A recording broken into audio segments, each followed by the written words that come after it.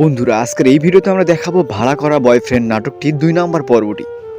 1 নম্বর পর্বটি আসার একদিন পরে আসলো 2 নম্বর পর্ব, কারণ 1 নম্বর পর্বটি দর্শকরা অনেক পছন্দ করেছে।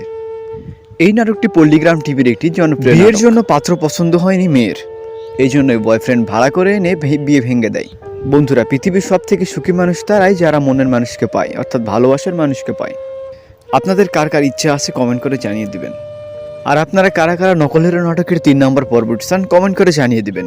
নকল হিরো নাটক হলো পল্লীগ্রাম টিভির একটি জনপ্রিয় নাটক সিরিজ। এই নাটকের এখন পর্যন্ত পর্ব এসেছে 2টি, তবে দর্শকরা চাচ্ছে 3 নম্বর পর্ব আসুক। আপনারা চান কি চান না কমেন্ট করে জানিয়ে দিবেন।